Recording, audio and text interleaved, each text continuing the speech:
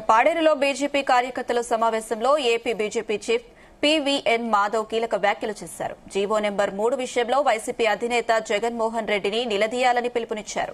GO number 3పై court వ్యతిరేకంగా తీర్పిస్తే ఆనాటి YCP ప్రభుత్వం స్పెషల్ లీవ్ పిటిషన్ వేయకుండా గిరిజనులకు అన్యాయం చేసింది అంటూ ఆగ్రహం వ్యక్తం చేశారు.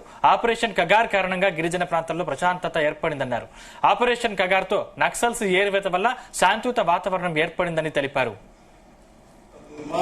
ప్రభుత్వం వైసీపీ నేతృత్వంలో జగన్మోహన్ రెడ్డి గారు పేరుకే ఎస్సీ ఎస్టీ బీసీ సోదరులంటారు. కానీ మన జీవో నెంబర్ 3ని ఎప్పుడైతే సుప్రీంకోర్టులో ఎదురైతే వచ్చిందో ఒక్క అపీల్ చేయలేదు, ఒక్కసారి ఎదురెళ్లి మాట్లాడి దానికి స్పెషల్ లీవ్ పిటిషన్ వేయాలని అడిగితే వెయ్యలేదు. దాన్ని వాదించడానికి ఒక అడ్వకేట్ పెట్టాలంటే పెట్టలేదు.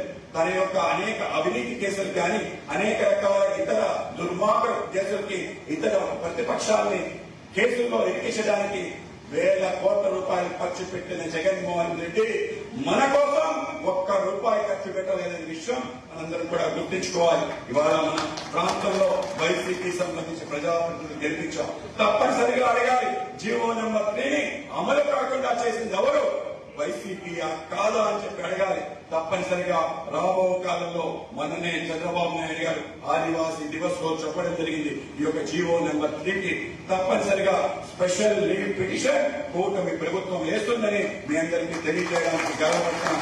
తప్పనిసరిగా జీవో నెంబర్ 3 యొక్క స్పిరిట్ ఏదైతుందో స్పిరిట్ ని కాపాడుతూ మన ప్రాంతంలో ఘర్షణ లేని వాతావరణం, స్థానికులు స్థానికేతరులు అనే మాట లేకుండా గిరిజనులకి సగర్వంగా ఉండే విధంగా వ్యవస్థ నిర్మాణం చేస్తాం.